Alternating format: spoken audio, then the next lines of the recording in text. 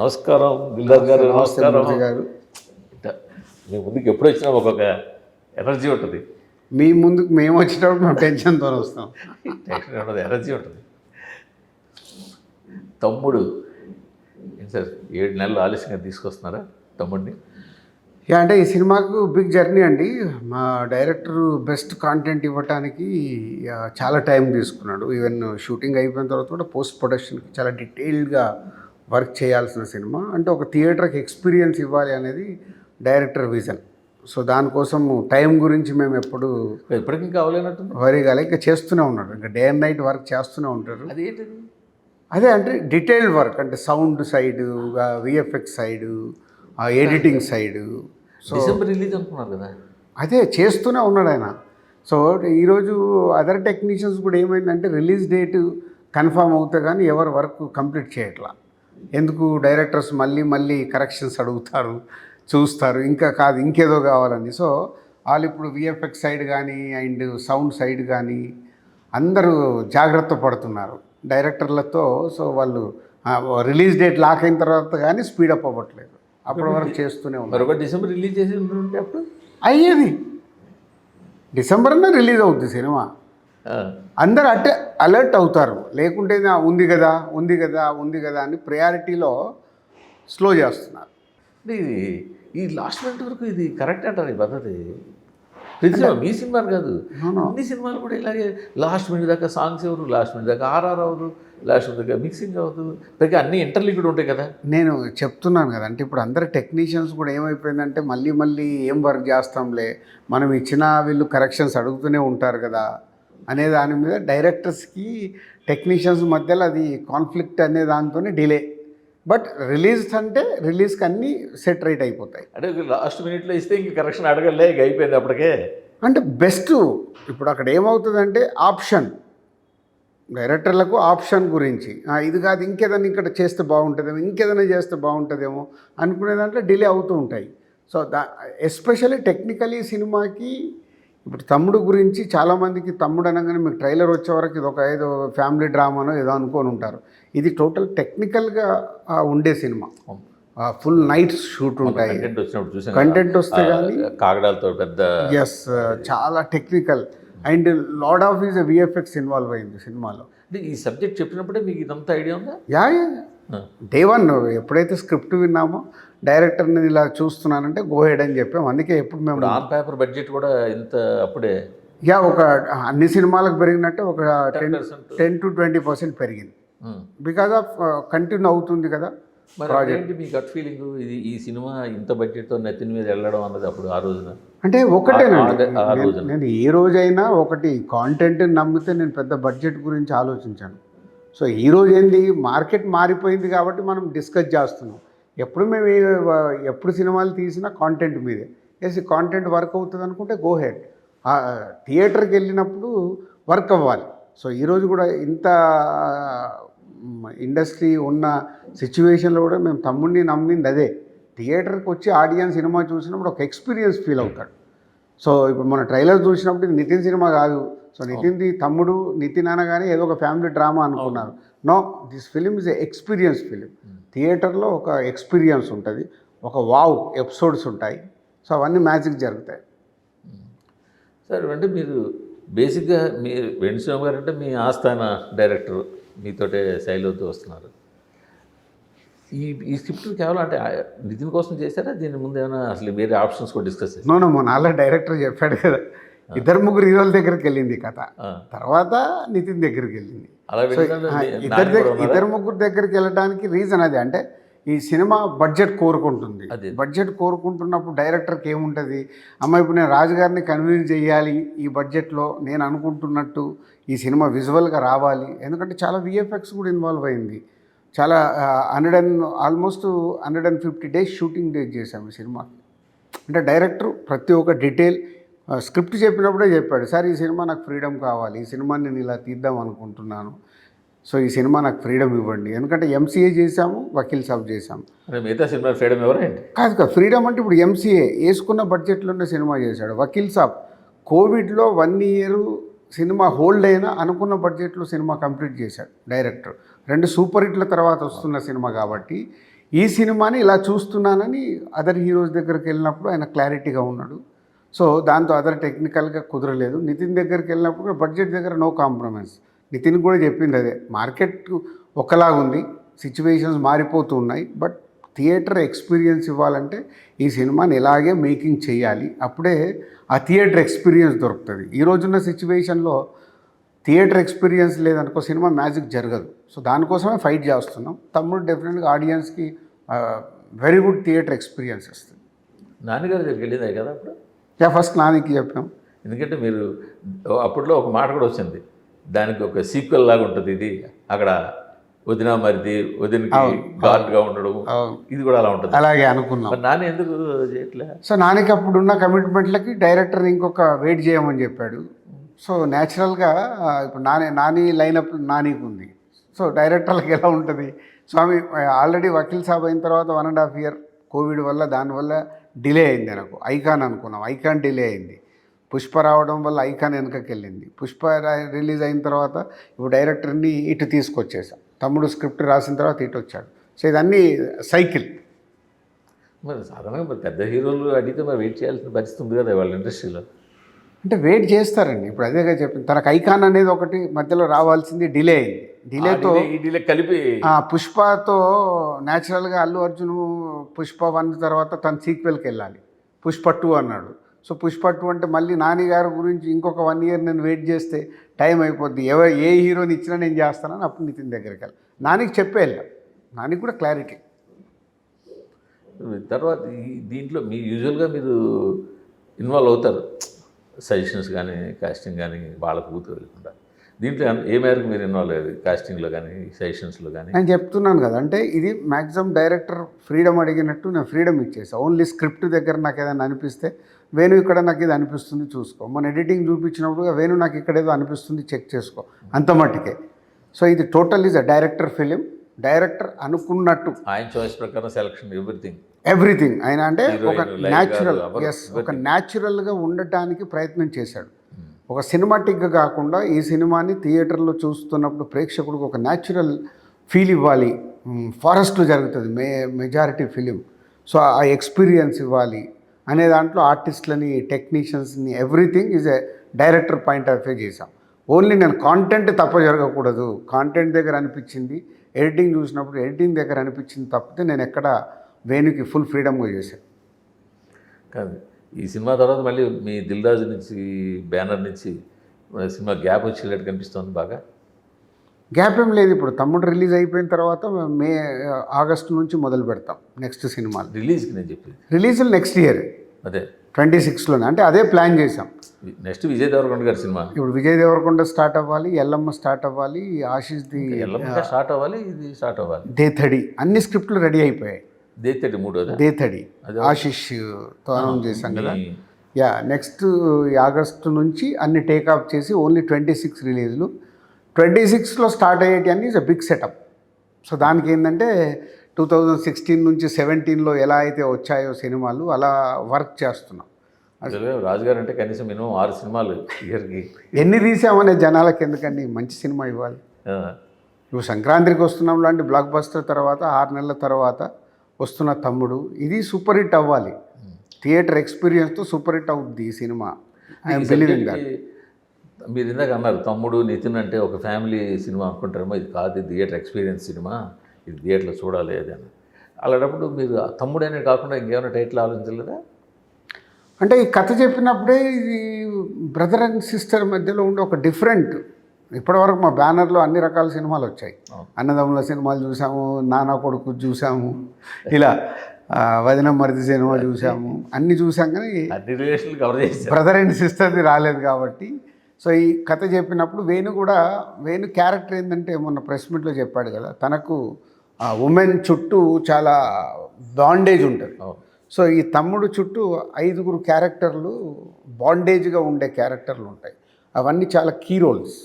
అంటే హీరోతో పాటు 5 ఉమెన్ పవర్ ఉంటుంది. సో దానివల్ల స్ట్రాంగ్ కథ ఇది. సో తమ్ముడు టైటిల్ అనేది బ్రదర్ అండ్ సిస్టర్ అన్నప్పుడు ఈ టైటిల్ పెడితే బాగుంటుంది సార్ అంటే గోహెడ్ అని చెప్పి. ఇంకా సాంగ్స్ ఇంకా గట్టిగా బయటికి రావాల్సి ఉంది అనుకుంటాను. రేపు వచ్చేది ఒకటి అమ్మవారి సాంగ్ ఉంటుంది, అది చాలా బాగుంటుంది, అది రేపు వస్తుంది. సో ఈరోజు ఏముందండి, ఏ సినిమా అయినా ఫ్రైడే రోజు పడ్డ తర్వాతే ఫస్ట్ షో సినిమా ఎస్ బాగుంది అంటే ఫస్ట్ షో నుంచి ఈవినింగ్ షోలు అందుకుంటున్నాయి. మార్నింగ్ షో టాక్ రావాలి, ఫస్ట్ షోకి లేవాలి. ఫస్ట్ షోకి రావాలి అంటే జనాలు కూడా ఫిక్స్ అయ్యారు అలా. సరే ఎందుకురా బాబు మార్నింగ్ షో టాక్ వచ్చిన తర్వాతే ఫిక్స్ అవుదామని. ఇప్పుడు ప్రతి ప్రొడ్యూసర్కి it's a big challenge. Friday morning show ఒకప్పుడు మనం అనేవాళ్ళం ఫ్రైడే మార్నింగ్ షో సినిమా పడ్డాక డిసైడ్ అవుతుంది, సినిమా పడ్డాకటి. ఇప్పుడు కూడా అదే, ఫ్రైడే మార్నింగ్ షో పడ్డ తర్వాత రెవెన్యూ డిసైడ్ అవుతుంది. ఫ్రైడే మార్నింగ్ షో టాక్ జనాలు డిసైడ్ అవ్వలేకపోతున్నారు. ఫస్ట్ షో కలెక్షన్ చూస్తే ప్రొడ్యూసర్ డిసైడ్ అవుతాడు. అంతే అంతే. అంటే మాకున్న ఎక్స్పీరియన్స్తో ఏమవుతుంది, మంచి సినిమా అనుకో ఫ్రైడే మార్నింగ్ షో కాగానే ఆటోమేటిక్గా బుకింగ్లో తేడా కనిపిస్తుంది. ఈవినింగ్ షోలకు వచ్చేవరకు సెకండ్ షోస్ ఫుల్స్ అవుతున్నాయి. ఇది ఒకప్పుడు కూడా ఉందండి, ఇప్పుడే కాదు ఇది. ఒకప్పుడు కూడా మనం హిస్టరీలో వెనకకెళ్తే నువ్వే కావాలి సినిమా ఉంది. ఎలా పికప్ అయింది ఆ రోజుల్లో? డే 2 డే 3 పికప్ అయింది. అప్పటికి ఇప్పటికి మాకు టెన్షన్ ఏంటి, ఓటీటీ 4 వారాలు 5 వారాల్లో ఓటీటీలో వచ్చేస్తుంది కాబట్టి సినిమా పికప్ అయినా సస్టైన్ అవ్వదు, ఇప్పుడు రెవెన్యూకు సస్టైన్ అవ్వదు. ఇప్పుడు ఇది వరకు పోనీ ఇప్పుడు ఫస్ట్ వీకెండ్ అయిపోయింది, second weekend, third weekend, Saturday సండేలు ఈ సినిమా ఉంటుంది, దగ్గరలో సినిమా లేదు, గ్యాప్ ఉంది, ఇవన్నీ డిస్కషన్లు ఉండేవి. ఇప్పుడు సెకండ్ వీకెండ్ థర్డ్ వీకెండ్ కూడా సస్టైన్ అయిన సినిమా కూడా సెకండ్ వీకెండ్తో క్లోజ్ అయిపోతుంది. అదే కదా, ఫస్ట్ వీకెండ్ సెకండ్ వీకెండే మేజర్ రెవెన్యూ. థర్డ్ వీకెండ్ అనేది థియేటర్ ఫీడింగ్కే. ఒక సూపర్ హిట్ సినిమా గురించి మాట్లాడుతున్నా. అప్పటికిప్పటికి డిఫరెన్స్ కాబట్టి ఓపెనింగ్ రాకుంటే రెవెన్యూ మ్యాజిక్ జరగదు. సో మొన్న ప్రొడ్యూసర్ అదే అన్నాడు, ఏదో డిస్కషన్ ఇంకా 2 వారాలు గ్యాప్ ఉంది కదా ఏదో అంటే, ఇదివరకులా ఉండట్లేదు second weekend third weekend. Hit కానీ హిట్ 3 కానీ మ్యాడ్ కానీ ఆ సెకండ్ థర్డ్ వీక్ కూడా క్యారీ చేయలేకపోతున్నాయి. ఇప్పుడు ఫస్ట్ వీకెండే డిసైడ్ అవుతుంది అని చెప్పేసి చాలా కొంచెం టఫ్ సిచ్యువేషన్. Very tough. అది ఎవరైనా యాక్సెప్ట్ చేయాల్సిందే. అందరూ ఆలోచించుకొని. ఇప్పుడు నేను అదే, మీరు సరే మీకు సినిమాలు గ్యాప్ వస్తున్నాయి అంటున్నారు, ఎందుకు గ్యాప్ తీసుకుంటున్నాము? సో థియేటర్ ఎక్స్పీరియన్స్ ఏంటి, ఏ ఆడియన్స్ను మనం టార్గెట్ చేసి సినిమా తీయాలి, ఏ బడ్జెట్లో తీయాలి? ఇప్పుడు ఈజ్ అ బిగ్ క్వశ్చన్ ప్రొడ్యూసర్స్కి. ఏ బడ్జెట్? ఇంతకు ముందులాగా నేను అనుకున్నట్టు తీసేస్తాను. ఇప్పుడు ఇందాక నేను 3 years బ్యాక్ ఈ ప్రాజెక్ట్ ఎత్తుకున్నప్పటికీ ఇదే తమ్ముడు నేను ఇప్పుడు ఎత్తుకుంటే తప్పు చేయను. స్ట్రిక్ట్గా చెప్పేస్తాను. ఇప్పుడు ఎల్లమ్మ ఉంది, ఎల్లమ్మ స్ట్రిక్ట్. రౌడీ జనార్దన్ ఉంది, ఈ బడ్జెట్లోనే మనం సినిమా తీయాలి. ఇప్పుడు వాళ్ళు ఏంది అప్కమింగ్ డైరెక్టర్స్ కాబట్టి వాళ్ళకు నాకు ఒక అండర్స్టాండింగ్ ఉంటుంది కాబట్టి జరుగుద్ది. అండర్స్టాండింగ్ లేదనుకో మునగాల్సింది ప్రొడ్యూసరే. కానీ day by day cost of లివింగ్తో పాటు ఎక్స్పెండిచర్ కూడా పెరుగుతుంటుంది కదా, దాంతోపాటే రెమ్యునరేషన్స్ అవన్నీ నాట్ ఓన్లీ హీరోస్ ఒకటే కాదు, రెమ్యునరేషన్ అంటే టెక్నీషియన్స్ అందరూ కూడా పెరుగుతుంటాయి 24 hours. అప్పుడు మీరు బడ్జెట్ని ఎట్లా సబ్జెక్ట్ డిమాండ్ చేయడం వేరు, మినిమమ్ బడ్జెట్ ఒక మూవీ మినిమం మేకింగ్ బడ్జెట్ ఉంటుంది కదా, అది మీరు కంట్రోల్ చేయలేరు కదా, అది మినిమం అయితే చేయాలి. అది కంపల్సరీ. అదేనండి ఇప్పుడు 2-3 రకాలుగా ఉంటాయి. ఒక సినిమా మేకింగ్కి ఏంటి, ఓ సినిమా రైట్కి ఇవ్వాలి. నా తమ్ముడి గురించే మాట్లాడతాను. నా తమ్ముడికి మేకింగ్కే 35 crores for making. Only production. ఇందాకే చూసాను నేను షీట్, ఎందుకో ఇప్పుడే చూస్తే ఇక రిలీజ్ దగ్గరకు వస్తుంది, ఏంటి తీయండి అంటే పబ్లిసిటీ ఉంది. Only 35 crores for making. ఇది తప్పించుకోలేము. అంటే ఇలాంటి సినిమా తీయాలన్నప్పుడు ఏం తగ్గియగలుగుతాము? అదర్ ఫ్యాక్టర్స్లో కూర్చొని ఇలా నేను సినిమా మేకింగ్ చేయాలనుకుంటే ఈ బడ్జెట్లో నేను ఇంత రెమ్యునరేషన్లు ఇవ్వలేను. కంఫర్ట్ ఉన్న వాళ్ళు వచ్చి చేస్తారు, కంఫర్ట్ లేని వాళ్ళు లేదు సార్ మాకు ఉన్నాయి సార్ మేము చేసుకుంటామంటారు. బై చెప్పడం ఇక్కడ ఎవరు, it's not permanent relation. Cinema ఫీల్డ్లో పర్మనెంట్ శత్రుత్వం ఉండదు. సినిమా టు సినిమానే, ఎవరికైనా సినిమా టు సినిమానే. అది మెయింటైన్ చేసుకోవాలి. ఎక్కడో ఒకరి దగ్గర వెరీ గుడ్ రిలేషన్ ఉంటుంది, అది లైఫ్ లాంగ్ ఉంటుంది. సో రాబిన్హుడ్ ఫ్లాప్ కావడం కొంచెం షాక్ ఇచ్చిందా మీకు? మీ తర్వాత మీ సినిమా రిలీజ్ ఉంది కదా మరి, అంటే అట్లంటే కంటిన్యూగా 4 ఫ్లాపులు నితిన్కి, అది కాదు కదా. ఏదైనా సినిమా కాంటెంటే. ఇప్పుడు ఫిక్స్ అయింది ఏంటి, ప్రతి హీరోకి లాస్ట్ సినిమా ఆడింది కాబట్టి సినిమా ఆడుతుంది.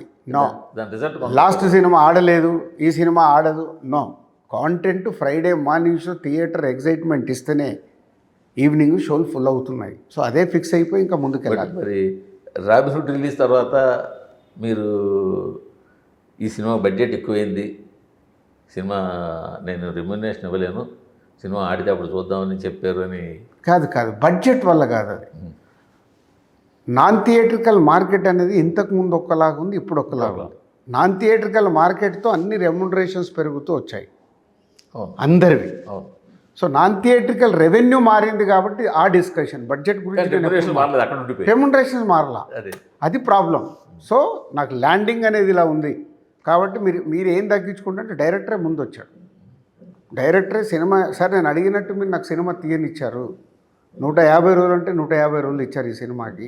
సో నేను రెమ్యునరేషన్ డ్రా చేయట్లేదు, సినిమా మీ డబ్బు వచ్చిన తర్వాత నాకు ఇవ్వండి సార్. అలాగే నితిన్, సో ఇంత అయింది, ఓపెన్ సీక్రెట్. సుధాకర్ రెడ్డి గారు కూడా సినిమా ఫీల్డ్లోనే ఉన్నారు, ఈజ్ ప్రొడ్యూసర్ కమ్ డిస్ట్రిబ్యూటర్, వాళ్ళకు తెలుసు, ఇవన్నీ ఓపెన్ సీక్రెటే కదా. నాన్ థియేట్రికల్ మార్కెట్ మొత్తం మారిపోయింది. మారిపోయిన తర్వాత వాళ్ళే స్వచ్ఛందంగా ఓకే డైరెక్టర్ ఇలా చేశారంటే వాళ్ళే సరే మా దాంట్లో కూడా ఇంట్లో తగ్గించేసేయండి. కానీ ఇది నితిన్ కాబట్టి, వేణు శ్రీరామ్ కాబట్టి ఇది పాసిబుల్ అయింది. ఇప్పుడు మీరు అన్నట్టు ఓటీటీ రేట్లకు అనుగుణంగా పెద్ద హీరోల రేట్లు అన్నీ చాలా అబ్నార్మల్గా పెరిగిపోయి అవి ఇంపాసిబుల్గా మీరు వెనక్కి తీసుకురావడం. అది పాసిబులా ఇంపాసిబుల్ అంటే ప్రొడ్యూసర్ టు ప్రొడ్యూసర్కి డిపెండ్స్ అయి ఉంటాడు. తెచ్చుకునే వాళ్ళు తెచ్చుకుంటారు, ఎందుకు తెచ్చుకోరు? ఇప్పుడు మార్కెట్ బాగా పెరిగినప్పుడు రెమ్యునరేషన్ ఇచ్చిన ప్రొడ్యూసరు మార్కెట్ మారినప్పుడు వెళ్ళి చెప్పుకోవాల్సిన బాధ్యత ఉంది కదా. కానీ ఇలా మాట్లాడతారు, ఇలా బేరం ఆడతారన్నా దిల్రాజుకి హీరోలు అంతా దూరంగా. నో ప్రాబ్లం, నీకు ఇందాకే చెప్పాను కదా, నేను నా 58 సినిమాలండి ఇప్పటికీ. నేను టాప్ స్టార్స్తో తీసింది సినిమాలు 6. వాళ్ళందరూ స్టార్స్ అయిన తర్వాత 10 సినిమాలు తీశాను నేను. 10లో టాప్ స్టార్స్తో తీసింది 6 సినిమాలే. చేయగలిగాను కదా, చేయకుంటే ఎలా వస్తాయి? చేస్తారు చేయరు అనేది క్వశ్చన్. ఆ నిమిషం నేను రైట్ కాంటెంట్ తీసుకెళ్ళిపోయి ఎనీ స్టార్ హీరో దగ్గర కూర్చొని ఈ కాంటెంట్ మీకు రైట్, ఇది మార్కెట్, మీరు ఏం కావాలో తీసుకోండి, నేను ఓపెన్గా ఆఫర్ ఇస్తాను. ఇప్పుడు ఇవాళ పరిస్థితి ఏంటంటే దిల్రాజు గారు హీరో కాదనలేని డైరెక్టర్ని, హీరో కాదనలేని సబ్జెక్ట్ని తీసుకెళ్తే తప్ప డేట్లు వచ్చే అవకాశం ఉందా? 100% వస్తుంది. సినిమా ఫీల్డ్ ఈ సైకిల్, ఏది పర్మనెంట్ కాదని చెప్పాను కదా, సైకిల్ ఇది. డెఫినెట్గా నా సైకిల్ మళ్ళీ స్టార్ట్ అవుతుంది. ఇప్పుడు వస్తుంది. ఇప్పుడు నాకు అల్లు అర్జున్ కానీ, ఎన్టీఆర్ కానీ, ప్రభాస్ కానీ, మహేష్ బాబు గారు కానీ, నెక్స్ట్ తర్వాత 2 years 3 years తర్వాత రామ్ చరణ్ కానీ, అందరితో సినిమాలు చేస్తాను. సో చెయ్యను అనేది లేదు. ఈ పేర్లు చెప్పి ఊరించేస్తున్నారు. నో, ఇది ఇట్స్ సైకిల్. ప్రతి ఒక్కరితో ఒక సైకిల్. ఎంతమంది అండి పెద్ద హీరోలతో సినిమాలు తీసే ప్రొడ్యూసర్స్? పెద్ద హీరోతో ఏది ఉండొచ్చు దగ్గర 2026లో మొదలు పెడతాను. అల్లు అర్జున్ 2026లో మొదలు పెడతాను. 28లో బిగ్ ఫిలిం రిలీజ్ ఉంటుంది. సో రాజుగారి దగ్గర 27, 28 అల్లు అర్జున్ సినిమా రాబోతోంది. సో ఏ సినిమా వస్తుందో నాకు తెలియదు, మీరు ఏదైనా హైలైట్ చేసుకోండి. 26లో మొదలుపెట్టి 27, 28లో రిలీజ్ ఉంటుంది. యాక్చువల్గా దిల్రాజు గారు అంటే ఒకప్పుడు ఇండస్ట్రీలో అందరు వాడు అసలు అంటే ఎవరు సినిమా డేట్ వేయాలన్నా, ఒక సినిమా రిలీజ్ చేయాలన్నా, లేదు ఒక ఫంక్షన్ పిలిస్తే పిలవాలన్నా ఏదైనా రాజుగారే. ఎందుకు ఈ మధ్య రాజుగారికి ఇండస్ట్రీకి దూరం పెరుగుతుంది? ఏం లేదు, నేను అందరి వాడిని. మీరు అనుకుంటున్నారు ఎందుకు దూరం అవుతాం? మొన్న మీరు ప్రెస్ మీట్ పెట్టి కూడా హీరోలు మీరు కొంచెం ఫెయిర్ అయినట్టు. నేను ఓవరాల్గా నేను మాట్లాడింది నాట్ అబౌట్ హీరోస్. ఇప్పుడు ఆ రోజు ఏపీ గవర్నమెంట్లో కూడా సీఎం గారితో మీటింగ్ ఉండే, అంతకుముందు రోజు నైట్ క్యాన్సిల్ అయింది. నాకు ఇది అంటే గవర్నమెంట్లతో ఈ గవర్నమెంట్ కానీ ఆ గవర్నమెంట్తో కానీ మేము ఫ్రెండ్లీగా మూవ్ అవ్వాలనేది నా ఉద్దేశం. మనకి ఇంతకుముందు లాస్ట్ గవర్నమెంట్కి వెళ్ళినప్పుడు గవర్నమెంట్తో పని ఏంటి ఇది కూడా అన్నారు కదా. అప్పుడు కూడా అంతే కదా, వెళ్ళాం కదా. అప్పుడు వెళ్ళిన దాన్ని తప్పు పెట్టారు కదా. ఇప్పుడు తప్పు రైట్ కాదండి. ప్రొడ్యూసర్స్కి కానీ, యాక్టర్స్కి కానీ, హీరోలకు కానీ, డైరెక్టర్లకు కానీ మేము గవర్నమెంట్స్తో ఫ్రెండ్లీగా ఉండాలి. పని చాలా తక్కువ ఉంటుందండి సినిమా వాళ్ళకి. మీరు అందరూ ఏదో అనుకుంటున్నారు. గవర్నమెంట్తో మాకు ఉండేది వర్క్ వైజ్గా చాలా లెస్. కానీ సినిమా అనేది ఒక గ్లామరస్ ఫీల్డ్ కాబట్టి గవర్నమెంట్లతో నేను చెప్పింది ఫ్రెండ్లీగా ఉండాలి. మాకు ఎవరితో అవసరం లేదు, సినిమాలు చేసుకుంటూ వెళ్ళాలి. ఫ్రెండ్లీ అనేది అంబియన్స్ క్రియేట్ చేయాలి. ఈ మాటలు రాజుగారి దగ్గర ఇటీవల రాజుగారు రాజకీయాలకు దగ్గర కావడం వల్ల వస్తున్నాయి అనుకోవాలా? నేను రాజకీయాలకు వస్తున్నానని ఎవరున్నారు? రాజకీయాలకు దగ్గర కావడం వల్ల అవసరం లేదు. నేను ఎప్పుడైనా స్ట్రేట్ ఫార్వర్డ్గానే మాట్లాడతాను. కొందరికి నచ్చుద్ది, కొందరికి నచ్చదు. పదవి టేకప్ చేసి నచ్చనోళ్ళకు కూడా ఏముంటుంది, అది 6 months 1 year తర్వాత వాళ్ళకు అర్థమవుతాయి ఈయన ఇంతలే ఇలాగే మాట్లాడతాడు. నేను స్ట్రేట్ ఫార్వర్డ్ ఉన్నప్పుడు తప్పేంటి? అసలు మీరు మొన్న అందరిని పిలిచారా?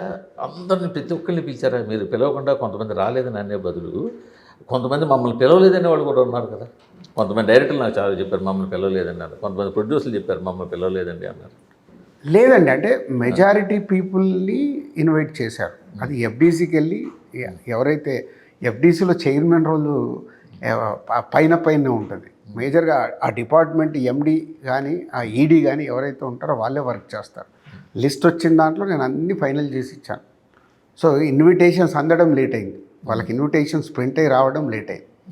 దానివల్ల కొన్ని ఇన్విటేషన్స్గా లేట్గా రీచ్ అయ్యాయి, కానీ ఆల్మోస్ట్ అందరిని ఇన్వైట్ చేశారు. బట్ ఇండస్ట్రీ ఇన్సైడ్ వర్గాల్లో క్లారిటీగా నా దగ్గర చేసిన చాలామంది చేసిన పాపులర్ పీపుల్ చేసిన కామెంట్లు ఏంటంటే, ఈ దిల్ రాజు ఫ్యామిలీ అవార్డులు చూసారా, ఫ్రంట్ రోలో మొత్తం దిల్ రాజు ఫ్యామిలీ, వాళ్ళ చుట్టుపక్కల అందరే ఉన్నారు. ఆయన సినిమాలకి, ఆయన డిస్ట్రిబ్యూట్ చేసిన సినిమాలకి, ఆయనతో అసోసియేట్ అయిన బ్యానర్ సినిమాలకి ఇవి మాత్రమే ఇచ్చుకున్నారు. ఇప్పుడు మైత్రి మూవీస్కి ఎన్ని అవార్డ్స్ వచ్చాయండి? చెప్పేదానండి, ఒక్క నిమిషం ఇదే అడుగుతుంది. మైత్రి మూవీస్కి ఎన్ని అవార్డ్స్ వచ్చాయి? నేను చెప్పేస్తున్నాను, మీకు ఇమీడియట్గా అది ఆన్సర్ ఇస్తున్నాను కదా. పూర్తిగా అయితే చెప్పి ఎలా ఇచ్చేసుకున్నారు, ఇంక తప్పదు కాబట్టి మైత్రి 1-2 ఇచ్చారు. స్వప్న గారికి వాళ్ళకి అంటే ఆవిడ వేరే రిలేషన్స్ బాగా సర్కిల్ ఉంది అందుకని ఇచ్చారు. ఇలా రకరకాల కామెంట్లు వినిపించాయి. ఎక్కువ మెజారిటీ వాళ్ళు కూడా చూస్తుంటే మీరు సితారా మీ డిస్ట్రిబ్యూట్ చేసిన సినిమాలు సాహు గారు ఇలా మరి ఇప్పుడు నంబర్ ఆఫ్ అవార్డ్స్ ఎస్విసికి, సితారాకి, మైత్రికి అండ్ వైజయంతికి వచ్చాయి. మరి వైజయంతికి మైత్రికి ఎందుకు వచ్చాయి? ఒకవేళ సితారా అంటే నా వల్ల వచ్చింది అనుకుందాం, ఎందుకు వచ్చాయి? 1, 2 వచ్చిన అవార్డ్స్కి స్వప్న గారికి గట్టి సర్కిల్ ఉంది, అంచేది ఇవ్వాల్సి తప్పలేదు రాజు గారికి. ఎందుకు వస్తుంది అసలు? గవర్నమెంట్ కానీ నేను కానీ అసలు ఏ అవార్డు దాంట్లో మేము ఇన్వాల్వ్ అవ్వాల. My kind information. జ్యూరీ ఏది ఫైనల్ చేస్తే సీఎం గారు కూడా యాజ్ ఇట్ ఈస్గా అప్రూవల్ చేశారు.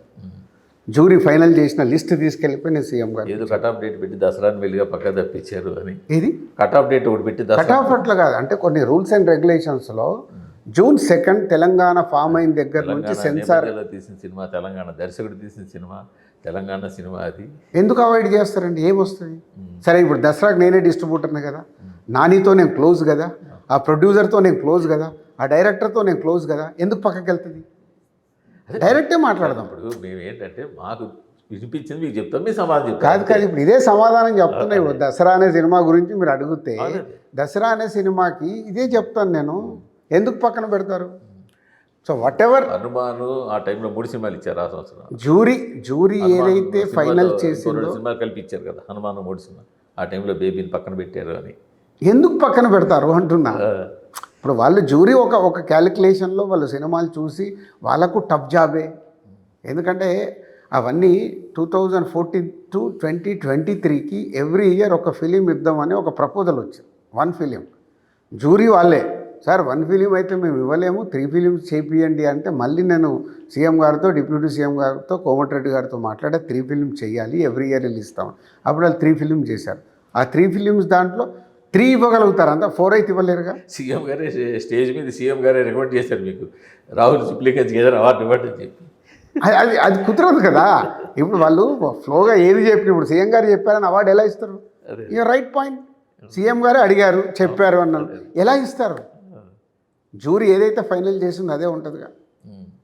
ఇప్పుడు అవార్డ్స్ అన్నప్పుడు డెఫినెట్గా కాంతారావు గారి ఫ్యామిలీకి ఏదైనా సాయం చేసి ఉండాల్సింది. కాంతారావు గారి ఫ్యామిలీకి ఎవరు సాయం చేయలేదని. ఎందుకు చేయలేదు? కాంతారావు గారు అబ్బాయిని నేనే పిలిచాను, నేనే పర్సనల్గా ఫోన్ చేసి ఇన్వైట్ చేశాను. వారు వచ్చారు, నాతో ఫోటో దిగారు, కలిశారు, ఆయన కూర్చోబెట్టాము, అన్ని ఆయన ఏదో పర్సనల్గా వచ్చిన దాంట్లో చేశారు. సో ఇప్పుడు అవార్డ్స్ ఫంక్షన్ అనగానే ఏదో ఒకటి డిస్కషన్ అనేది కామన్. రాకుండా ఎలా ఉంటుంది? రాకుండా ఉండదు కదా, కంపల్సరీ వస్తుంది. ఎందుకంటే 100కు 100% మనం సాటిస్ఫై ఎలా చేస్తారు? చేయలేరు కదా. నాకు రాలేదు అన్నప్పుడు ఆటోమేటిక్గా ఫీల్. ఇటీవల కాలంలో 2 ఇష్యూల్లో మిమ్మల్ని మీద కొంచెం మచ్చపడే పరిస్థితి కనిపించింది. ఒకటి బంద్ టైంలో, 2 అవార్డుల టైంలో. బంద్ టైంలో కూడా మీరే బంధుకి మీటింగ్ ఎగ్జిబిటర్లతో పెట్టమని చెప్పేసి వెళ్ళిపోయారు అని చెప్పి. ఎందుకు? మీకు అక్కడ రికార్డ్ అయి ఉంటుంది. మీ అందరికీ లాస్ట్ టైం కూడా నేను చెప్పాను కదా, ఛాంబర్లో మీటింగ్లో రికార్డ్ అవుతుంది. రికార్డు తెప్పించుకొని వింటే మీకు తెలుస్తుంది.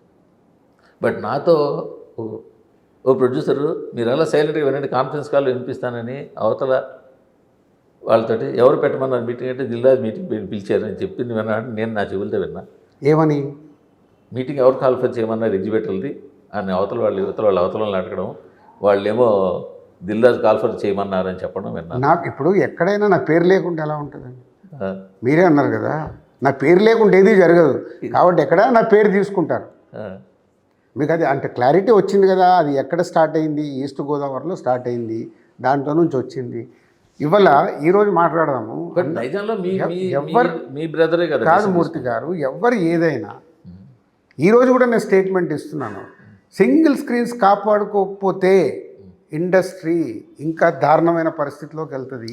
మరి అది ఎందుకు మీరు క్లారిటీగా చెప్పట్లేదు? అది ఎవరికి అర్థం అవ్వట్లేదు. ఇప్పుడు ఇక్కడ అరవింద్ గారు ఇక్కడ మూడు విభాగాలు, ఎవరిది వాళ్ళకే. ప్రొడ్యూసర్ ఇప్పుడు నా సినిమా రిలీజ్ అవుతుంది, నాకు ఎంత రెవెన్యూ తెచ్చుకోవాలనేది నా గోల. లాంగ్ రన్, లాంగ్ విజన్ ఉండాలి. లాంగ్ విజన్తో ఆలోచించినప్పుడు ఇలాంటివి జరుగుతూనే ఉంటాయి. ఇప్పుడు హీరో దగ్గరికి వెళ్ళి ఎంతమందికి ధైర్యం ఉందండి, సరిగా మనం పర్సంటేజ్ చేస్తే ఎంత డిఫరెన్స్ వస్తుంది తెలుసా? వెరీ 5-6 ఫిలిమ్స్కి సంవత్సరం మొత్తం మీద 5% డిఫరెన్స్ వస్తుంది. 5%. బట్ దిల్ రాజు ఇలా ఈ సిస్టమ్ తీసుకురావడం ద్వారా అల్టిమేట్గా మీ రెమ్యునరేషన్ మీద దెబ్బ పడుతుంది అని హీరోలందరికీ చెప్పేసి దిల్ రాజు నెగిటివ్ చేశారని నేను. నెగిటివ్ నన్ను ఎప్పుడు చేయరండి, ఐ డోంట్ కేర్. నెగిటివ్ చేయరన్న మీరు, ఐ డోంట్ కేర్ అన్న మీరు. నేను నెగిటివ్ నన్ను ఎప్పుడు చెయ్యరు అంటున్నా. ఎప్పుడు నన్ను ప్రతి ఒక్క దాంట్లో ఎందుకు ఐఎమ్ ఇండిపెండెంట్. నా సంస్థ అనేది ఇండిపెండెంట్.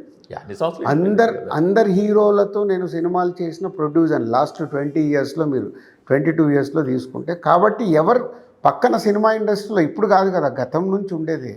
ఫ్యాక్ట్స్ మాట్లాడడం వేరుంటుంది, రియాలిటీలో వేరేలాగా ఉంటుంది. బట్ మీరు కానీ అరవింద్ గారు కానీ విడివిడిగా ప్రెస్ మీట్ పెట్టారు, మిమ్మల్ని మీరు డిఫెండ్ చేసుకోవడానికి చూశారంటే మా తప్పు లేదు ఇందులో అని డిఫెండ్ చేసుకోవడానికి ప్రయత్నించారు. నేను అందుకు పెట్టాల. చాలా నాది 45 నిమిషాల ప్రెస్ మీట్లో నేను చాలా క్లియర్గా మాట్లాడాను. దాంట్లో మీ అందరికీ తెలుసు, మీ అందరు అద్భుతమైన ప్రెస్ మీట్ సార్ ఇదని పెట్టిన వాళ్ళు కూడా ఉన్నారు కదా. ఎందుకు పెట్టారు? నేను ఎవ్రీ పాయింట్ టు పాయింట్ నేను చెప్పాను, క్లారిటీ ఇచ్చాను. నేను కూడా పెట్టాను. మరి ఎందుకు క్లారిటీ ఇచ్చాము? కానీ ఏమిటంటే సింగిల్ స్క్రీన్ల సమస్యలు ఒక ఎగ్జిబిటర్ చెప్పినట్టుగా మీరు కూడా ఎగ్జిబిటర్ అయ్యి ఉండి ఎందుకు కరెక్ట్గా చెప్పించలేపారు? నేను చెప్పాను కదా, చెప్తేనే కదా మీరు అంటున్నారు. ఇప్పుడు అది ఎంతమంది ప్రొడ్యూసర్లకి, ఎంతమంది డిస్ట్రిబ్యూటర్లకి అర్థమవుతుంది? అది వాళ్ళకి అర్థం అవ్వట్లేదు. ఇప్పుడు కాదు, ఇంకొక 6 నెలల తర్వాత వాళ్ళకి అర్థమవుతుంది. నేను ఈరోజు వాళ్ళకి తప్పుగా అనిపించవచ్చు, కానీ ఆఫ్టర్ 6 మంత్స్ ఇప్పుడు చూస్తున్నాం కదా, లాస్ట్ 3 మంత్స్లో ఇండస్ట్రీ పరిస్థితి ఏంటి. నెక్స్ట్ 6 మంత్స్, జూన్ అయిపోతుంది, జూలై నుంచి డిసెంబర్ వరకు ఇంకా క్లారిటీ వస్తాయి. పెద్ద సినిమాలు రిలీజ్ ఉన్నాయి, ఎంత రెవెన్యూలు వస్తాయి, ఏం జరగబోతుంది. రెవెన్యూలు మాట చేయలేదు, అడ్వాన్స్లు వచ్చే పరిస్థితి కనిపించట్లేదు కదా. అడ్వాన్స్ ఇంకెక్కడిది, అయిపోయింది మొత్తం. సిస్టమే మారుతూ వచ్చేసింది. రాబోయే ఒక సినిమా ఎగ్జిబిటరు అడ్వాన్స్ ఇవ్వకుంటే డిస్ట్రిబ్యూటరు ఎవరు డబ్బు తెచ్చి పెట్టలేరు. డిస్ట్రిబ్యూటర్ వెళ్ళి ప్రొడ్యూసర్ దగ్గర సినిమా కొనలేడు. ఇప్పుడు కొనే పరిస్థితి లేకుండా మెల్లిమెల్లిగా పోతుంటే ఫైనల్గా ప్రొడ్యూసర్కి అర్థమవుతుంది. ఇప్పుడు ఎంత ప్రొడ్యూసర్ ఎక్కడికి వెళ్ళి ఇస్తాడు? డిస్ట్రిబ్యూటర్ డబ్బు ఇవ్వకుండా ప్రొడ్యూసర్ ఎవరికి డబ్బు పే చేయలేడు. ఇవన్నీ ఫ్యాక్ట్స్. అందుకే సింగిల్ థియేటర్స్ని సేవ్ చేయాలి. సింగిల్ స్క్రీన్స్ ఉంటేనే సిస్టమ్ సైకిల్ అనేది కరెక్ట్గా నడుస్తుంది. ఎక్కువ తక్కువలో ఉండొచ్చు, అది డిస్కస్ చేసుకోవాలి. ప్రొడ్యూసరు, డిస్ట్రిబ్యూటరు, ఎగ్జిబిటరు ఇంత పర్సెంటేజ్ కాదే, ఇంత తీసుకో, మొదటి వారం ఇంత తీసుకో, రెండో వారం ఇంత తీసుకో, మాట్లాడుకోవాలి. కానీ చాలామంది ప్రొడ్యూసర్లకి అది మాట్లాడే ఓపిక, టైం లేదు. ఇప్పుడు అది మీ గిల్డ్లోనే ఇప్పుడు మీ గిల్డ్ అనేది ఏదైతే కౌన్సిల్ నుంచి యాక్టివ్ ప్రొడ్యూసర్ గిల్డ్ అని ఒక సెపరేట్ చేసి పెట్టిన దాంట్లో ఇప్పుడు ఈ యాక్టివ్ ప్రొడ్యూసర్ గిల్డ్లోంచి మళ్ళీ యాక్టివ్ ప్రొడ్యూసర్స్గా మళ్ళీ సపరేట్గా మీటింగ్ పెట్టుకుని ఒక 7 కలిసి మిమ్మల్ని అపోజ్ చేసి దీన్ని అపోజ్ చేసి పరిస్థితి వచ్చింది కదా. నాకు తెలియదండి, 7 మీటింగ్ పెట్టుకున్నది నాకు తెలియదు. అందరికీ తెలియలేదు, నాకు తెలియదు, మీకు తెలియదు. అంటే ఎవరో చెప్తే కూడా ఇలాగే నవ్వాను నేను. మీరు అవుట్ ఆఫ్ కంట్రీ ఉన్నారు ఆ టైంలో. అవును, నవ్వాను. నేను అనేది ఇప్పుడు గిల్డ్లో ఇప్పుడు మీరు వచ్చేసిన తర్వాత గిల్డ్లో కూర్చోబెట్టి అరే మీరు ఎందుకు అపోజ్ చేశారు దీన్ని, మనం బతికించుకోవాలి కదా, మనకి అడ్వాన్సులు రావాలి కదా అని ఎందుకు చెప్పట్లేదు? ఇప్పుడు చెప్తే అదే అంటున్నాను కదా, ఒక్కొక్క ప్రొడ్యూసర్ ఇండిపెండెంట్గా ఆలోచిస్తారు. అందరికీ అర్థమయ్యే రూట్లో తీసుకెళ్ళే లీడర్ ఉండడు. అలాంటిది మనం ఏదైనా స్ట్రేట్ ఫార్వర్డ్గా చెప్తే చాలామందికి అది అర్థం కాదు. వాళ్ళు వెళ్ళి చెప్పిందే వాళ్ళకి అర్థమవుతుంది. వాట్ ఈజ్ రియాలిటీ, ఏం చేస్తే బెటర్, గుడ్ ఫర్ ఇండస్ట్రీ. నేను మాట్లాడేది good for industry, not for Dil Raju. ఎవరు మాట్లాడినా నాకు ఒక్క సినిమాలో డబ్బు వచ్చినా పోయినా తగ్గినా నో ప్రాబ్లం. ఎందుకంటే మనం లాంగ్ రన్లో సస్టైన్ అవ్వాలి. 30 ఏళ్ళ నుంచి నేను ఇక్కడ ఉండి మీరు ఎంతమంది కూడా చెప్పారు, ఇక్కడ నుంచి వచ్చా ఇండస్ట్రీ కోసం ఉపయోగపడేది ఆలోచించాలి. అది అందరికీ సంబంధించింది. ఇయర్ లాంగ్ బ్యాలెన్స్ షీటే చూసుకోవాలని చెప్పి ఎంతమంది కూడా చెప్పారు. ఇప్పుడు ఎగ్జిబిటర్ ఇంపార్టెంటే, డిస్ట్రిబ్యూటర్ ఇంపార్టెంటే, ప్రొడ్యూసర్ ఇంపార్టెంటే. వీళ్ళు ముగ్గురు దే ఆర్ పిల్లర్స్. పైన సినిమా రెడీ అవుతే డబ్బు పెట్టే ప్రొడ్యూసర్కు డబ్బు కట్టే డిస్ట్రిబ్యూటర్కు డబ్బు ఇచ్చే ఎగ్జిబ్యూటర్, ఇదంతా లింక్. ఒక్క సినిమాకి హాట్గా ఉంది కదా ఈరోజు మనకు డబ్బు వచ్చేస్తుందంటే కరెక్ట్ కాదు. సినిమాని సస్టైన్ చేయాలి. ఇవాళ ఇండస్ట్రీ ఉన్న పరిస్థితిలో ఎంత బ్యాడ్ షేప్లో ఉంది ఎంతమందికి అర్థమవుతుంది? I don't know. త్వరలో రాబోయే ఒక సినిమాని 0 అడ్వాన్స్ మీద డిస్ట్రిబ్యూషన్కి ఇచ్చారంటే ఆశ్చర్యం వేసింది. అసలు ఏమొద్దు, డిస్ట్రిబ్యూట్ చేయండి చాలు.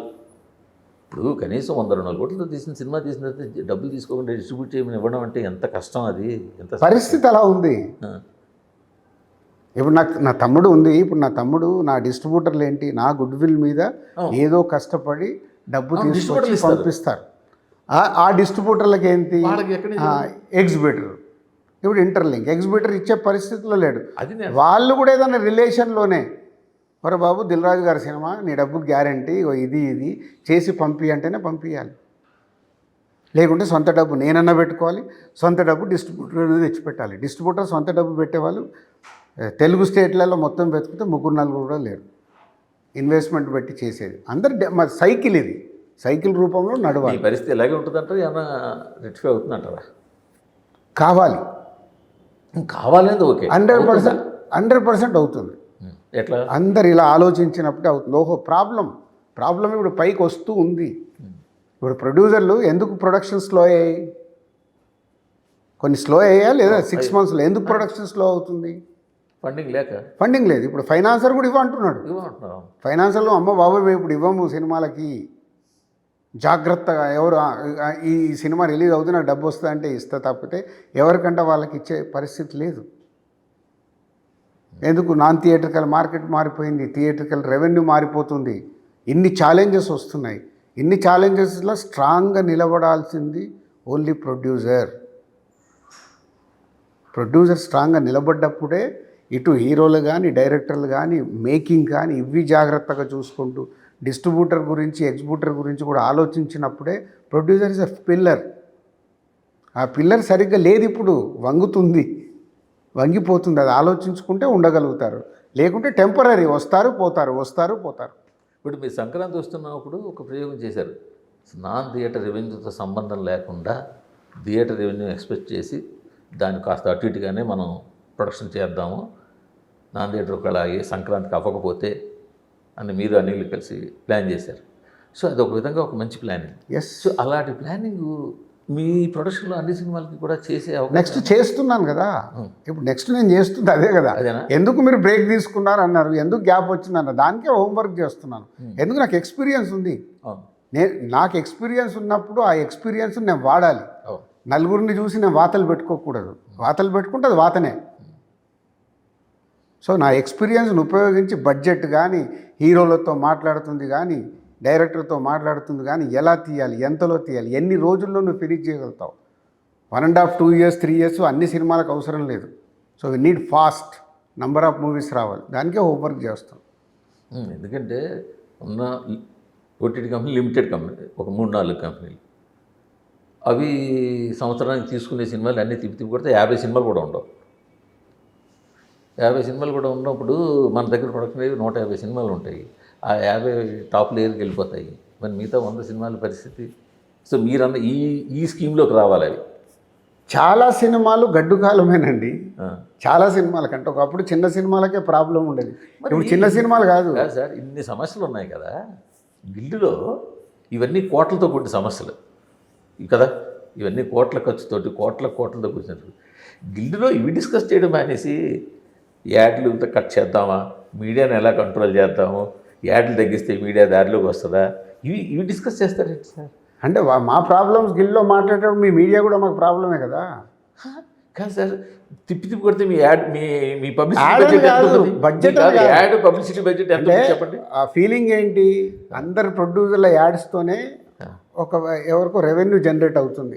నాకు ఒకటి చెప్పండి. నా క్వశ్చన్ నేను దానికే వస్తున్నా. అందరు ప్రొడ్యూసర్ డబ్బుతోనే కదా రెవెన్యూ జనరేట్ అవుతుంది. వాళ్ళే వచ్చి ప్రొడ్యూసర్ల మీద కావాల్సిన జనరేట్ అవుతుంది అన్న దగ్గర ఆగండి. మీరు ఒక సినిమాకి ఖర్చు పెట్టే యాడ్ బడ్జెట్ ఎంత ఉంటుంది? డబ్బు కాదు అక్కడ, డబ్బు కాదు. మీరు మీరు మీరు అది కాదన్నప్పుడు ఒక సంస్థ కేవలం మీరు ఇచ్చే డబ్బులతోటే రన్ అవుతుందని మీరు ఎలా అంటారు? Majority, not all producer, not you అండి. ఒక ఇండస్ట్రీ ఇచ్చిన డబ్బులతోటే రన్ అవుతుంది 90%. ఎలాగా? 90%. అరే సార్ ఏమండి, ఒక్కరికి రెవెన్యూ జనరేట్ అవుతుందంటే ఎక్కడికి వెళ్ళి జనరేట్ అవుతుంది? రెవెన్యూ ఎన్ని రకాలుగా జనరేట్ అవుతుందో ఉన్నాయి కదా. అవును. ఇండోర్ యాడ్స్ ఉంటాయి, అవుట్డోర్ యాడ్స్ ఉంటాయి, మీకు వచ్చే బ్రాండింగ్ ఉంటాయి, థియేటర్ ఉంటుంది, ఆడియో రేట్స్, ఎన్ని రకాల నుంచి వస్తాయి కదా. సో మీడియా కూడా కేవలం సినిమా యాడ్ల ద్వారా రెవెన్యూ జనరేట్ అవుతుందని ఎలా అనుకుంటున్నారు మీరు? అయ్యి ఉంటుంది అని రీజన్. ఇప్పుడు వాళ్ళు ఏంది అక్కడ మాట్లాడుకునేటప్పుడు ఎక్కడికి వెళ్ళి జనరేట్ అవుతుంది? Good source, maybe good source, major role, good source. సరే, అండర్స్టాండింగ్ వద్దాం మేజర్ రోల్ అంచేత. బట్ మీరు ఒక మేజర్ సోర్స్గా మీరు ఇస్తున్నారని చెప్పి మీకు మీడియాని కంట్రోల్ చేయడానికి దాన్ని ఒక సాధనంగా వాడుతూ ఉంటే ఎలాగా? కాదు మూర్తి గారు, ఇక్కడ ఎవరు కంట్రోల్ చేయలేరు. ఫస్ట్ అందరం ఒక క్లారిటీ ఉండాలి. ఇక్కడ ఎవరు కంట్రోల్ చేయలేడు కదా. ఇది ప్రజాస్వామ్యం. మీకు అనిపించింది మీరు చేస్తున్నారు, నాకు అనిపించింది నేను చేస్తున్నాను. ఇది మాది వ్యాపారం, మాది 100% వ్యాపారం. ప్రొడ్యూసర్ అనేవాళ్ళు ఏదైనా నాకు ఏమి డ్యామేజ్ జరగకుండా చూసుకోవాల్సిన బాధ్యత వ్యాపారపరుడుగా చెయ్యాలి. సో సినిమా అనేది ఏంటి? కళాత్మకంగా అనేది ఒక పద్ధతి. అది ఎన్ని సినిమాలు వస్తాయి? అద్భుతమైన సినిమాలు తీయాలి, నేను సొసైటీకి ఏదో చెయ్యాలి అని ఎంతమంది ఆలోచిస్తారు? నాకు తెలిసి 99% ఎవరు ఆలోచించరు. 1% అరే ఇదేదో అద్భుతమైన సినిమా. ఇప్పుడు నేను బలగం తీసేటప్పుడు నా ఫీలింగ్ అది, అరే ఒక అద్భుతమైన సినిమా, కొత్తోడు వచ్చి చెప్పాడు, ట్రై చేద్దాం. లక్కీగా అది నాకు కుదిరింది. అవార్డులు కానీ అది కానీ. బట్ ఇది శేఖర్ కమల్ గారిది. So is a very good director. ఇప్పుడు శేఖర్ గారి గురించి మనం వెరీ గుడ్ డైరెక్టర్. తను చెప్పాలనుకున్నది కరెక్ట్గా కథ రూపంలో చెప్తాడు, దాంట్లోనే ఉంటాడు. మీరు అన్నారు సొసైటీకి ఏదో చెప్పాలి, చెయ్యాలి. ఎస్, కానీ దాంతో మారుతారా? నా క్వశ్చన్ అది. ఇప్పుడు ఎందుకంటే ఎన్నో అద్భుతమైన సినిమాలు, ఎన్నో మంచి సినిమాలు తీసి నేనే క్వశ్చన్ చేస్తున్నాను. మనం ఇంకా మీడియా దగ్గర పక్కకు వచ్చాము. నేను ఏమన్నానంటే మీడియా ఇండస్ట్రీకి ఎందుకు ఎగెనిస్ట్గా ఉంటుంది? ఇప్పుడు ఉండదు. అంటే మీడియా అగెనిస్ట్ ఉంటుందని కాదండి. ఇప్పుడు మీడియా ఆలోచించాల్సింది, ఎవరైనా ఆలోచించాల్సింది, మీరు ఒక ఆర్టికల్ రాస్తున్నారంటే దాని ద్వారా ఎవరికి డ్యామేజ్ జరగబోతుంది, అది వెరీ ఇంపార్టెంట్. ఇప్పుడు మీరు ఒక సినిమా మీద ఆర్టికల్ రాస్తున్నారు. ఆర్టికల్ రాయడం వల్ల ఎవరికి ఎఫెక్ట్ పడదండి. ఓన్లీ ప్రొడ్యూసర్, నలిగిపోయేది ప్రొడ్యూసర్. మీరు ఒక్కసారి మీ ఆర్టికల్స్ అన్నీ తీసి రాసేటప్పుడు ఒక్కసారి చూడండి, ప్రొడ్యూసర్ని ఒకసారి పాయింట్ ఆఫ్ వ్యూ చూడండి, వేరేది కాదు. ఒక హీరోతో ప్రాబ్లం జరిగింది, ఏం కాదు, డైరెక్టర్తో ప్రాబ్లం జరిగింది, ఎవరికి ఏం కాదు, ఎఫెక్టెడ్ ఓన్లీ ప్రొడ్యూసర్. సో మా బాధ ఏం చేస్తాము? 10 మందిని కలిసినప్పుడు ఏం చేయగలుగుతాము? మాటలకే, కట్ చేస్తే మాటలకే, అవి కూడా మాటల వరకే ఉంటాయి, ప్రాక్టికల్గా జరగవు. అది మీకు తెలుసు, మాకు తెలుసు. అందులోకి వెళ్ళి మీకు మెసేజ్ వస్తుంది కదా. మీటింగ్ జరుగుతుంటే 10 నిమిషాలకు మీకు మెసేజ్ వస్తుంది, మీరు మెసేజ్ రాని ఇంకొక ఆర్టికల్ రాస్తారు. సో అలా ఉంది ఇవాళ. ఎందుకు? Communication is very fast. కానీ నా రిక్వెస్ట్ ఏంటంటే, మై రిక్వెస్ట్, మీరు రాసే ఆర్టికల్స్తోని నన్ను కంప్లీట్ చేయండి. మీరు రాసే ఆర్టికల్స్తో ప్రొడ్యూసర్కు డ్యామేజ్ జరగకుండా చూడండి. ఎందుకంటే ప్రొడ్యూసర్కి డ్యామేజ్ జరిగితే ఫైనాన్షియల్గా ఎఫెక్ట్ అయ్యేది ఓన్లీ ప్రొడ్యూసర్. ఇందాక మీకు స్టోరీ అంతా చెప్తున్నాను కదా, ఎవరికి ఎఫెక్ట్ అవుతుంది? ఎవరికి కాదు. అంటే ఇంకా మీరు కూడా తెలుసుకోవాల్సిందంటే మేజర్ సోర్స్ అని అలాగన్నారు. ఇవాళ మీడియా అనేది కూడా ఒక సోర్స్ అయింది. ఒకప్పుడు media is the only source. ఒక ఇన్ఫర్మేషన్ కానీ, ఒక స్టోరీ కానీ, ఒక రివ్యూ కానీ, వాట్ ఎవర్ ఇట్ ఈస్ కంటెంట్కి ఒకప్పుడు media is the only source. ఇప్పుడు media is one of the source అయిపోయింది. ఇప్పుడు ఇంకోటి అంటే మీ అందరికీ పెట్టాలంటే మీరు సోషల్ మీడియాని విజువల్ మీడియా అన్నిటినీ కలిపి మీడియా అనుకుంటున్నారు. సో టోటల్గా మీరు ఎక్కడ ఏం జరిగినా కూడా మీడియానే బ్లేమ్ అంటున్నారు. అవును కదా? అంతే మీడియానే కదా. ఇప్పుడు సోషల్ మీడియా అన్నా ఏదన్నా మొత్తం కలిసి మీడియానే. ఇప్పుడు అది మీడియా ఉంటుంది, అనార్గనైజ్డ్ మీడియా ఉంటుంది. సినిమాకి ఇప్పుడు ఒకప్పుడు ఆర్గనైజ్డ్ మీడియా అనుకోండి. ఐ విల్ టెల్ యూ, ఒకప్పుడు వెబ్సైట్స్ అంటే ఇట్స్ వెరీ స్ట్రాంగ్. ఇవాళ వెబ్సైట్ని దాటేసి కూడా సినిమాని డ్యామేజ్ చేయడానికి 10 రకాలుగా ఉన్నాయి. అది మా అందరికీ తెలుసు. ఇవాళ ఏ రకంగా నెగిటివ్ పబ్లిసిటీ, ఆ సినిమా బాగుందా బాగలేదా కదా, నెగిటివ్ పబ్లిసిటీ ఇంటర్నల్గా కాంపిటీషన్తో ఎంత బయట జరుగుతుందో మనందరికీ తెలుసు. బట్ బాగుంటే వాళ్ళే నెత్తిన మోస్తున్నారు. ఇవాళ ఇంత యునానిమస్గా ఈ మధ్యకాలంలో కుబేరా సినిమాని ఎంత యునానిమస్గా మోసారు కదా. ప్రతి ఒక్కళ్ళు ఒక్క 1 పాయింట్ లెక్క నెగిటివ్ లేదు రాలేదు. ఇప్పుడు జనం చూడాలి దాన్ని. ఇప్పుడు అదే అంటున్నానండి, మంచి సినిమా మళ్ళీ ఏం గెలుస్తుంది ఇక్కడ? ఏది గెలుస్తుంది? నెగిటివ్ మేము ఎవరం రాయలేదు అంటే ఎందుకు రాయలేదు? ఒక మంచి సినిమా వచ్చినప్పుడు రాయలేరు. అవును, మంచి సినిమానే మా ఫైట్. మేము మంచి సినిమా ఇవ్వగలగాలి. అది మంచి సినిమా ఇచ్చినప్పుడు తిరుగులేదు కదా. కానీ అసలు ఈ ట్రెండ్ ఇంకా మారదంటారా? 2 ఏళ్ళకో సినిమా, 3 ఏళ్ళకో సినిమా అన్నది మారాలి. ఎంతమంది ఎన్ని రకాలుగా ఆలోచించుకుంటారో తెలియదు. సినిమాలు అయితే ఫాస్ట్గా ఇవ్వాలి. ఇచ్చినప్పుడే ఆడియన్స్ని అల్టిమేట్గా ప్రేక్షకుల్ని థియేటర్కి తీసుకొచ్చే పని మేము చేయాలి. ఇప్పుడు రేపు పొద్దున్న మీరు బన్నీతోటి సినిమా తీయబోతున్నారు అనుకుందాం, తీస్తారని వినిపిస్తోంది. అది మీరు 2 ఏళ్ళు తీయగలరా? తీయాలి. 1 ఇయర్లో రిలీజ్ కావాలనే మా ఆకాంక్ష. సో ఆ విధంగా బన్నీ సినిమా కన్ఫర్మ్ చేశారు. Thank you. మీరు ఏదన్నా రాసుకోండి, నేనేం చెప్పట్లేదు కదా. మాకు ఆకాంక్ష ఏంటి? ఎనీ స్టార్ హీరో సినిమా 1 ఇయర్లో రిలీజ్ అయ్యేలాగా ప్రీ ప్రొడక్షన్ ఎక్కువ చేసుకోవాలి. ప్రీ ప్రొడక్షన్ ఎక్కువ చేసుకుంటే షూటింగ్, పోస్ట్ ప్రొడక్షన్, రిలీజ్ పెద్ద కష్టమైందేం కాదు. నాకు ఒక హీరో డేట్స్ ఇస్తే 6 నెలల్లో కూడా సినిమా రిలీజ్ చేయొచ్చు నేను చూపిస్తాం. పెద్ద కష్టమేం కాదు. హీరో, డైరెక్టర్, ప్రొడ్యూసర్ అందరు లైక్ మైండెడ్. ఎవరైనా చేయొచ్చండి. హీరో, డైరెక్టర్, ప్రొడ్యూసర్ ఒక కరెక్ట్ వేవ్ లెంత్లో ఉండి దాన్ని డిజైన్ చేస్తే కష్టమైంది కాదు. ఇప్పుడు హీరో డేట్లు ఇస్తాడు పాపం, ఎక్కడ టైం వేస్ట్ అవుతుందంట. అదే హీరో డేట్లు ఇస్తాడు, డైరెక్టర్ లేదు. ఆ ముందు టేక్ ఆఫ్ వరకు ఓకే చెప్పేసి తర్వాత దించిన తర్వాత పాన్ ఇండియా అన్ని లాంగ్వేజ్లోకి వెళ్ళాలి, మనకి ఇవన్నీ కావాలి. ఇలా పాన్ ఇండియా అని పెట్టింది సగం సినిమాలు హిందీలో రిలీజ్ అవ్వవు. హిందీలో రిలీజ్ అవుతున్నాయి, డబ్బు రావట్లేదు. ఇది ఎంతమంది గ్రహిస్తున్నారు? అదర్ లాంగ్వేజ్లో మనం రిలీజ్ చేస్తున్నాం. ఎన్ని సినిమాలకు రెవెన్యూ వస్తుంది అనేది ఇంపార్టెంట్.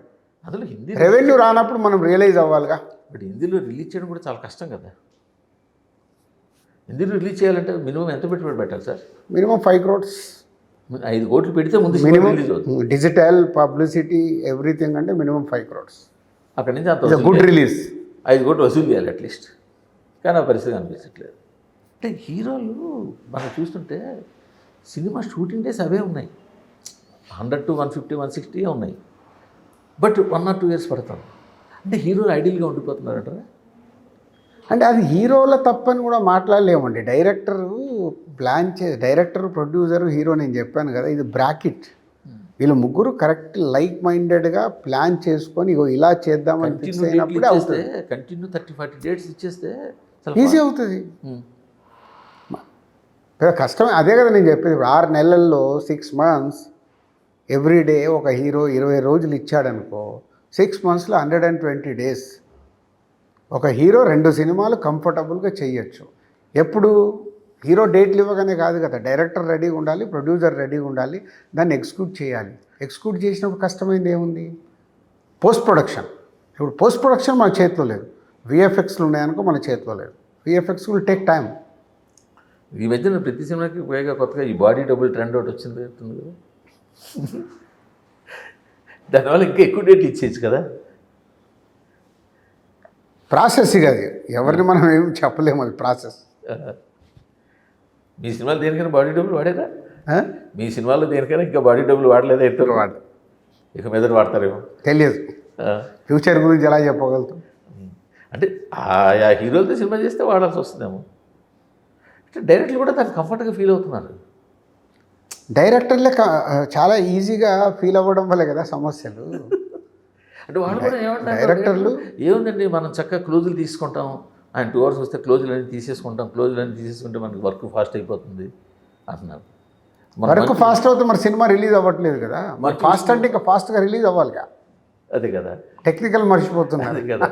మన మంచి విషయం అంటాడు, మీకు బాడీ డబుల్ అయితేనేంటి, హీరో అయితేనేంటి, మీ స్క్రీన్ మీద మీకు సరిగ్గా కనిపించిందా లేదా అని ఆయన అంటాడు. సో మొత్తానికి కొన్నాళ్ళకి మీరు ఆల్రెడీ ఏ కంపెనీ కూడా పెట్టారు. ఏ ద్వారా ఇంకా చాలా చేంజెస్ వస్తాయి తొందరలోనే. ఏంటి మీ విజన్ ఏంటి దాని మీద? చేంజెస్ వస్తాయి ఇంకా చాలా చేంజెస్ పెట్టడంలో. దాన్ని లాంగ్ విజన్ ఏంటి దాని మీద? అంటే నేను ఇందాక మనం మాట్లాడినట్టు అంటే టైం సేవ్ చేయాలి, మనీ సేవ్ చేయాలి. అంటే మనీ సేవ్ అంటే వేస్టేజ్ కంట్రోల్ చేయడానికి ఎలా వర్క్ చేయొచ్చు అనేది దాని మీద వర్క్ చేస్తున్నాం. దాంతో డెఫినెట్గా యూస్ఫుల్ ఉంటుంది.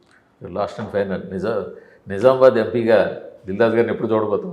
పొలిటికల్ ఎంట్రీ అనేది ఇచ్చేది ఉంటే తప్పకుండా చెప్తాను. నిజామాబాద్ ఎంపీనా? నేను అసలు ఇంకా ఏదీ లేదు, only producer Dil Raju. Nizamabad ఎంపీయా? Producer Dil Raju అంతే. ఎమ్మెల్యే గానా? ప్రొడ్యూసర్ దిల్ రాజు. రెండిట్లో ఏదో ఎంట్రీ ఏది లేదు ఇంకా, ఓన్లీ ప్రొడ్యూసర్ దిల్ రాజు. కాంగ్రెస్ పార్టీతో అసోసియేట్ అయి ఉంటారా?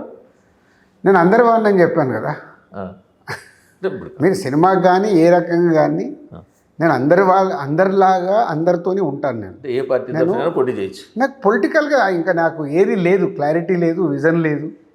పొలిటికల్గా వచ్చేది ఉంటే లాస్ట్ టైం వచ్చేవాడిని కదా. నేను ఇంకా మంచి సినిమాలు తీయాలి. 2029 టార్గెట్ పెట్టుకున్నారు. తెలియదు, మంచి సినిమాలు తీయాలి. ఎవరిది వాళ్ళు అప్పుడు కూడా రాశారు కదా, మీ గ్రేట్ ఆంధ్రలో ఎంపీ కన్ఫాము, ఎమ్మెల్యే కన్ఫామ్ అని మీరు రాస్తూనే ఉంటారు, ఎప్పుడు నన్ను వార్తల్లో పెడుతూనే ఉంటారు. రాసినందుకని మీరు ఎప్పుడెప్పుడు రావాలి. Thank you sir. Okay, thank you.